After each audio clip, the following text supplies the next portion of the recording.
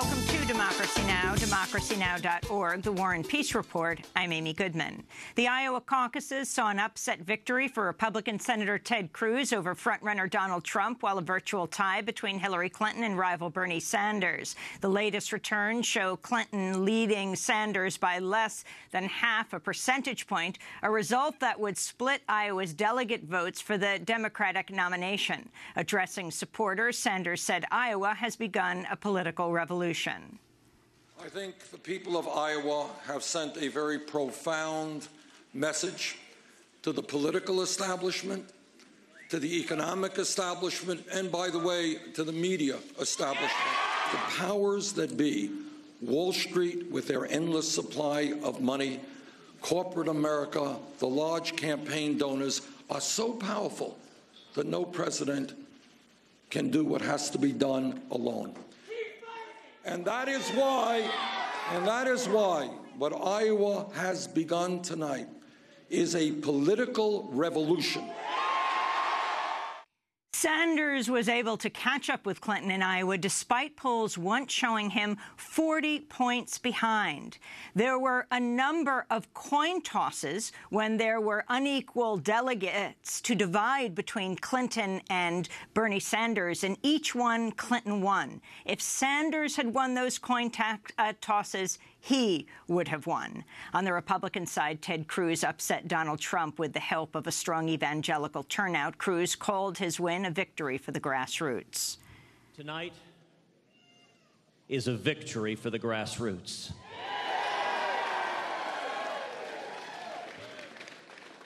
Tonight is a victory for courageous conservatives across Iowa and all across this great nation.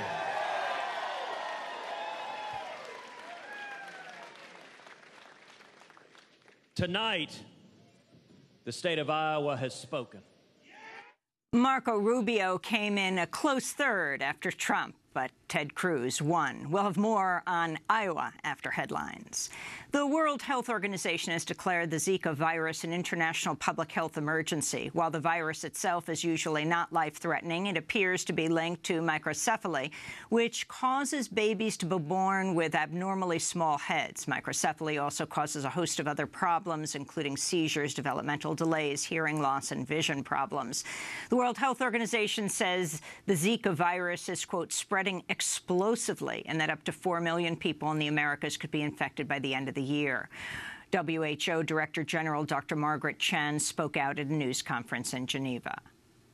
I am now declaring that the recent cluster of microcephaly and other neurological abnormalities reported in Latin America, following a similar cluster of French Polynesia in 2014, constitutes a public health emergency of international concern. Scientists have linked rising temperatures from global warming to the increased incidence of mosquito-borne infections such as Zika. A Saudi military spokesman has acknowledged Saudi Arabia bombed a Doctors Without Borders hospital in Yemen in October. Saudi Arabia had previously denied the October 27th airstrike, which injured one person and completely destroyed the small hospital in Sada province, leaving an estimated 200,000 people without access to a medical facility. The U.S.-backed Saudi-led coalition has been accused of carrying out multiple attacks on health facilities in Yemen in recent months. In January, an airstrike destroyed another hospital supported by Doctors Without Borders, killing at least 6 patients and staff. Doctors Without Borders Executive Director Jason Cohn has accused Saudi Arabia of waging the ongoing war in Yemen with, quote, utter disregard for international humanitarian law. In Afghanistan, a Taliban suicide attack near a police complex in Kabul has killed at least 20 police officers and wounded dozens more. It's the latest in a growing string of Taliban attacks in the capital. This comes as U.S. military officials confirm Afghan soldier and police casualties were up by nearly a third in 2015. U.S. military officials are increasing pressure on the Obama administration to change its rules to give U.S. forces a larger role in military operations in Afghanistan. In Guatemala, 2 former military officers are on trial for crimes of sexual and domestic slavery and forced disappearance perpetrated against indigenous Mayan women in 1982 during the U.S.-backed Dirty Wars. A 1999 UN-backed Truth Commission report found the Guatemalan military systematically used rape as a weapon of terror during the decades-long war. But this is the first time any individual officers have faced trial related to these crimes. The trial, which opened Monday, comes after decades of organizing by the defendants who say they were forced into sexual slavery for months in the small village of Sepazarco in eastern Guatemala. They say they were required to report for 12-hour shifts during which soldiers forced them to clean, cook, and submit to routine gang rapes. The defendants are now in their 70s and 80s. Ada Valenzuela of the collective Breaking the Impunity called the trial an historic step. This is a symbolic and historic case that marks a first, not only in the history of Guatemala, but also in the world, because it is the first time a national tribunal has tried a case of sexual violence, sexual slavery, and domestic slavery as crimes of war, which were committed during the armed civil conflict in Guatemala. International academics are raising concern about the crackdown against their Turkish colleagues who've signed a petition denouncing the Turkish military's violent crackdown on Kurdish communities. The petition, entitled "We Will Not Be a Party to This Crime," has been signed by more than 2,000 professors, including Noam Chomsky, Judith Butler, David Harvey. In response, Turkish President Erdogan has verbally attacked the professors. Turkish security forces have arrested more than 24 professors on charges of spreading terrorism propaganda. In New York City, dozens of academics held a news conference to call attention to the crackdown. Columbia University professor Marianne Hirsch spoke out. That was signed by over 2,000 people, "We will not be a party to this crime," merely asked the government to observe national and international law and to initiate a peace process with the populations of Southeast Anatolia in this Kurdish-dominated region that they have been targeting with major acts of persecution. Almost immediately, the signatories of this petition were targeted by the Turkish government, and they were accused, as we've been hearing, of terrorist propaganda, investigated by their universities, and otherwise harassed. This comes as a top UN human rights official is urging Turkey to investigate a report that the army opened fire on unarmed civilians in the majority Kurdish town of Cizre.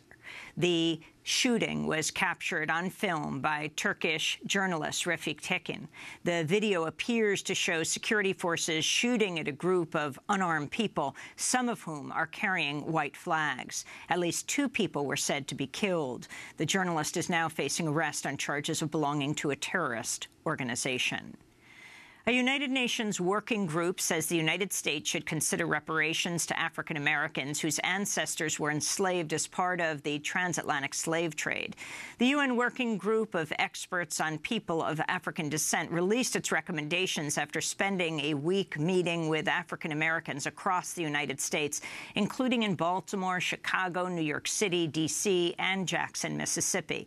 The fact-finding mission's chair, Marie Fanon Mendez, France, said, quote, "The legacy of enslavement, racial subordination and segregation, racial terrorism and racial inequality in the U.S. remains a serious challenge, as there has been no real commitment to reparations and to truth and reconciliation for people of African descent." In news from Africa, a new report warns of continued violence and economic decline in South Sudan, which has been gripped by bouts of civil war since 2013. The report cites at least 5 violations of the ceasefire, which took effect more than a year ago. Since 2013, thousands have died in the conflict, and famine is widespread. South Sudan is the world's newest country. It gained independence from Sudan in 2011.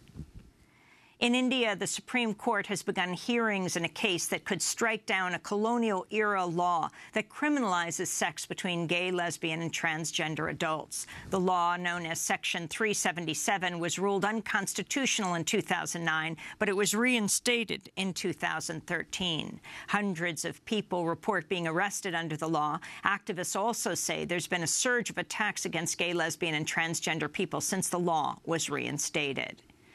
The Department of Human Services has announced it will revoke the license of the Burks Family Detention Center in Pennsylvania. This comes after a lengthy campaign by a coalition of grassroots organizations to shut down the controversial Family Detention Center, which has housed thousands of parents and children seeking U.S. asylum. Burks is one of only 3 family detention centers in the United States. To see our recent report on the Burks Family Detention Center from Democracy Now! Criminal Justice correspondent Renee Feltz, go to democracynow.org. In Burns, Oregon, as many as 500 people faced off yesterday in competing protests over the ongoing armed occupation of the Federal Wildlife Reserve.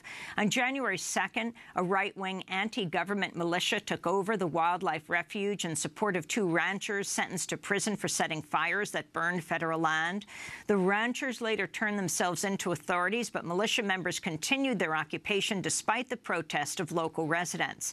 On Monday, both residents opposed to the occupation and some of their supporters rallied in front of the Harney County Courthouse during a tense standoff that lasted more than 2 hours. There are reportedly only 4 remaining militia members continuing the armed occupation.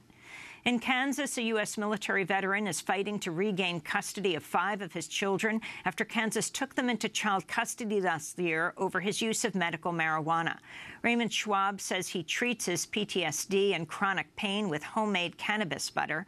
Last April, he and his wife were preparing to move to Colorado, where marijuana use is legal. But before they could finish the move, the Schwabs say the state of Kansas took their 5 youngest children into state custody on suspicion of child endangerment.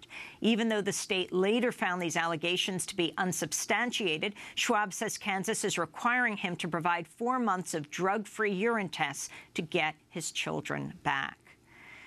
A Palestinian village has been awarded the Nobel Peace Prize. Israel is throwing open its doors to refugees. Well, those headlines, at least according to a fake version of the New York Times that's being distributed across New York City today. The prank copy of the revered Gray Lady also says Democratic presidential candidate, quote, Hilarity Clifton, plans to quit the presidential race and instead head up a women's nonprofit based in Ramallah on the West Bank. The edition even has fake ads. It's not yet clear who is behind the prank. The group The Yes Men pulled off a similar prank in 2008. And civil rights lawyer Myron Beldock has died. Throughout the course of his legal career, Beldock championed the cases of those who had been discriminated against by the justice system. He's best known for defending Yusuf Salaam, one of the 5 teenagers falsely convicted in the 1989 Central Park jogger case. He also defended former boxer Reuben Hurricane Carter, who served 19 years in prison for 3 murders in New Jersey before Beldock helped win his freedom. Beldock died Monday in Manhattan at the age of 86. And those are some of the headlines. This is Democracy Now!, democracynow.org, The War and Peace Report. I'm Amy Goodman.